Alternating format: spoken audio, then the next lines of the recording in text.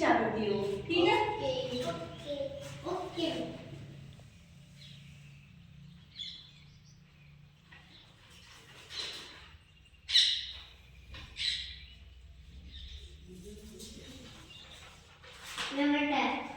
मैं जिसको खड़े करके पूछूं ना उसी को बतानी है, बीच में वो नहीं बोलेगा।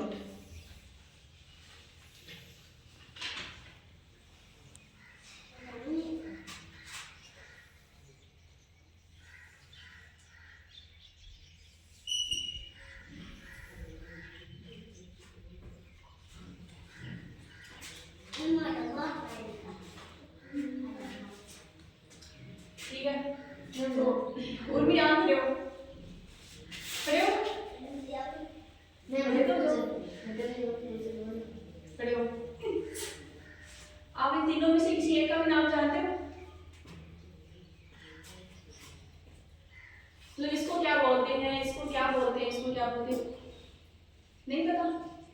क्या बैठ जाओ, कौन बताएगा ये? ठीक है, खड़े हो, बताओ इसका नाम बताओ। आयत, इसको क्या बोलते हैं? आयत। और इसको वर्ग। और इसको सही है, शाबाश बेटो। देखो इसको बोलते हैं आयत,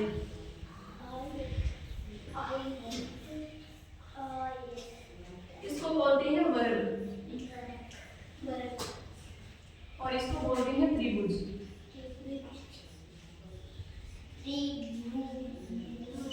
अब आप में से कोई भी आयत की परिभाषा बता सकता है?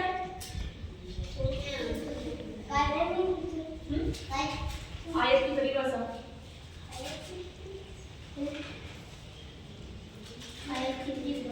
देखो, आयत और वर्ग दोनों देखने में सेम लगते हैं ना, जैसे ये आयत और सेम ऐसा ही वर्ग है, इनमें कुछ ना कुछ डिफरेंट होगा ही। जैसे जो आयत है ना उसकी केवल ये आमने सामने की जो भुजाएं होती है ना ये समान होती है, एक तो ये भुजा और ये भुजा, ये दोनों भुजाएं आमने सामने की है और ये दोनों आयत की समान होती है।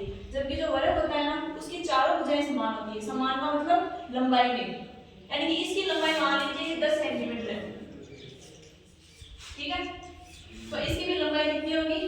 10 सेंटीमीटर की होगी।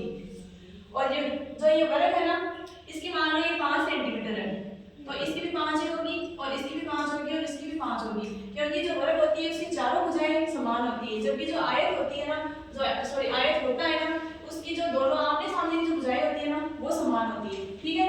तो आप आयत और वर्ग में फर्क समझ गए? आगे सबको समझ गए? आगे देखिए त्रिभुज। त्रिभुज क्या होता है? 3 भुजाओं से घिरी हुई बंद होती है। 3 भुजाएं कैसे? 1 2 और 3 भुजाएं होती है।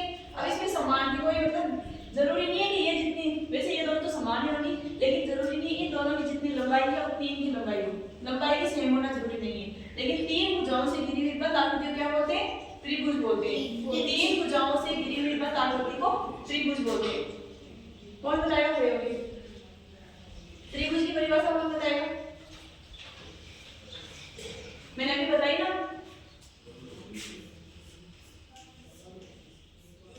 तीन भुजाओं से, साथ साथ में बोलो मेरे, 3 भुजाओं से